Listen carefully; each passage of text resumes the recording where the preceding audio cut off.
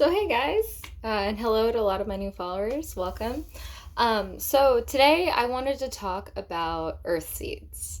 And an Earthseed is a term I think I came up with. Maybe I've seen it around, but there are Starseeds, who are people who your soul origins came from another star system.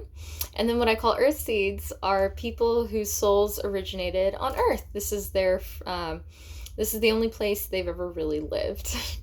Um, in my career, doing this for about a year of being a psychic medium, pulling up people's past lives and galactic past lives, I have come across three of my clients who were Earth Seeds. And every time I do, it's always like surprising to me, and I'm always like, oh shoot, I never see you guys because I get most of my clients from my TikTok channel. And most my average age, I think the people who watch me on TikTok are like in their early 20s. So it makes a lot of sense to me that most of them who are into what I'm into are starseeds. But I want to say, I say this a lot on my TikTok channel, but I want to say that there's such an air of superiority in the starseed movement where people are like, oh, we're the leaders, we're better than the Earthseeds. And I want to just say on this channel, we don't do none of that. It doesn't matter where your soul is from. I like to talk about like galactic history and stuff. I talk to a lot of different galactic guides, but I don't think that makes these people better. I think it makes you older if you're a starseed. Because Earth's only been around for a few million years, whereas Lyra was many millions of years ago. So I just want to say on this channel that there are wonderful spiritual psychic earth seeds, and there are super asleep awful star seeds, and that every soul is still a divine connection to source, and that we're all equal. And I will tell you as an example that my first starseed client or earthseed client was this older woman. I think she was maybe in her 50s or 60s. And she's like, I want to know if I'm a starseed. And so I looked and I was like, no, you're not actually.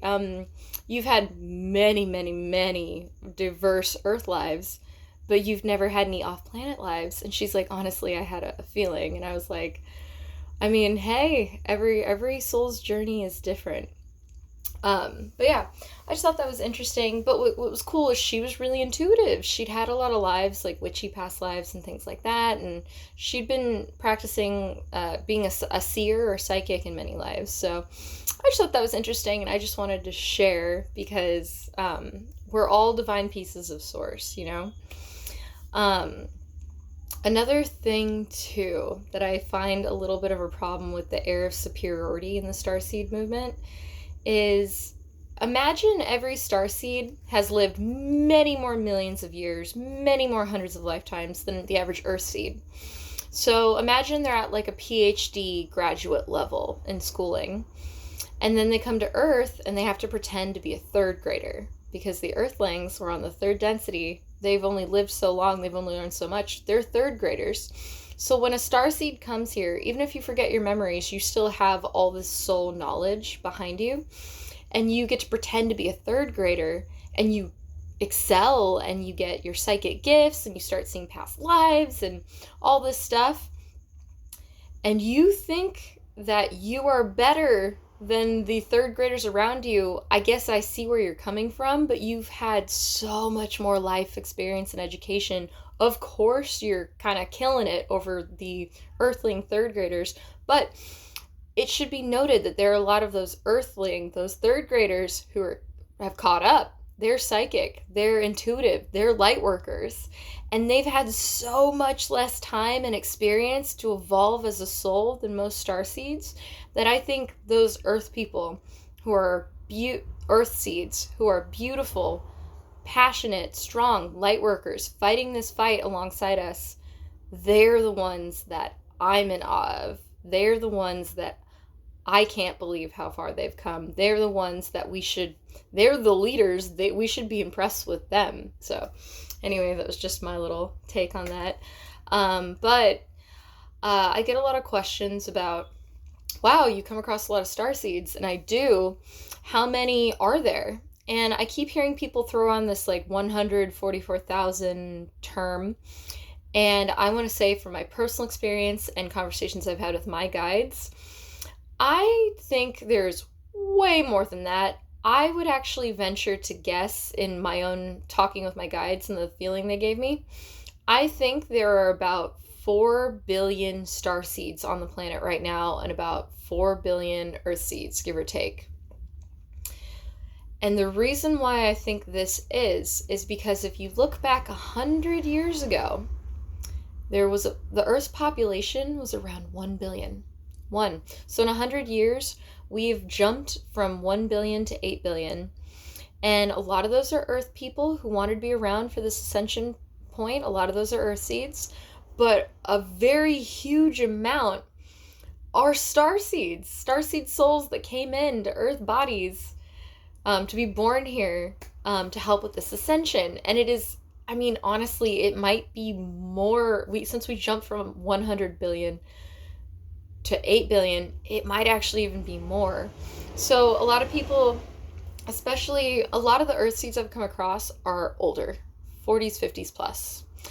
And almost everyone under 30 I've ever pulled up has been a starseed. So if you're wondering if you are, and you're interested in spiritual stuff, you are. It's very likely you are.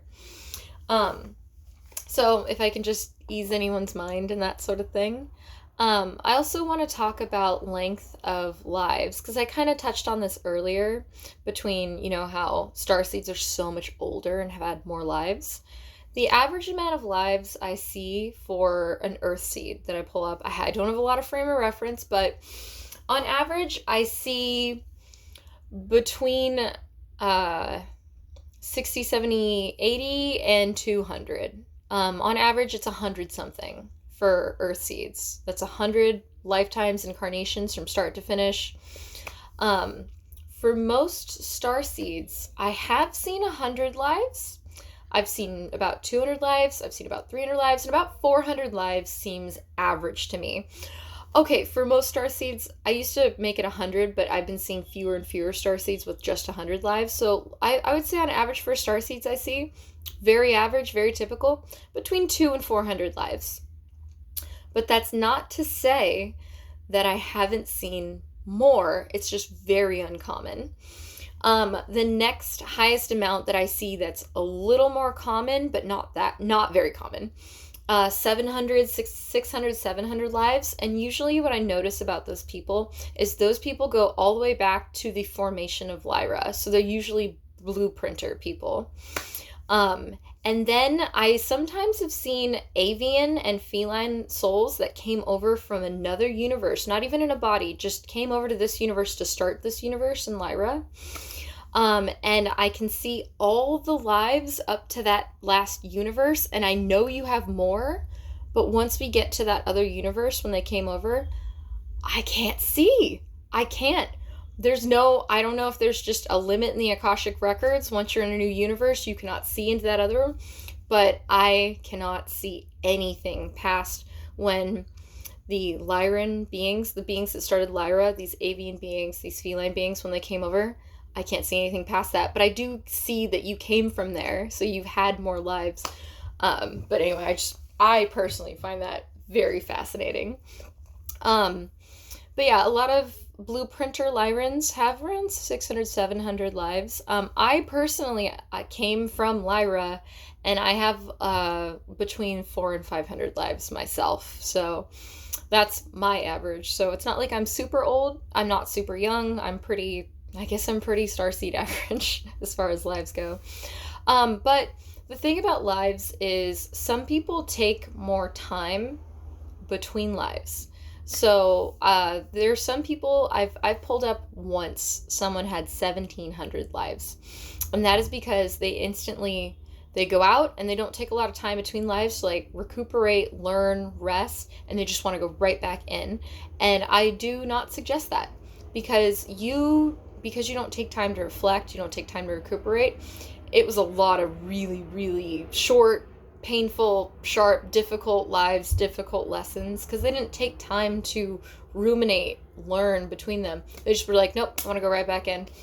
And I wouldn't suggest that, because then you just end up getting a lot of experience with very slow lessons. You learn very slowly that way. There's also people I've seen, Starseeds from Lyra, who have 100 lives, and they like to do a lot of stuff in the spirit world between lives. They take a lot of time between lives. The soonest, when people talk about like, oh, when was my last life? I don't often see people pass away and then reincarnate within 10, 20, 30 years. I don't see that very much. I would maybe even venture to guess I've never seen anyone die and then reincarnate in 20 years. But you know, I've only read for a few hundred people, so maybe I just have a very small frame of reference. But I think the soonest I ever really see people incarnate is around maybe 60, 70, 80 years after you've been dead. That's just what I personally notice. But I don't always look at that with every client. And when I do look it up, it's just when they ask me those particular questions and I actually look, I'm like, okay, that makes sense. It's not uncommon to take 100 years between lives, 200, 300, 400. It's not. Honestly, there's not really a normal, because the more I start pulling at people's past lives and I see what people do, the more I'm just like, yeah, it's probably possible, you know?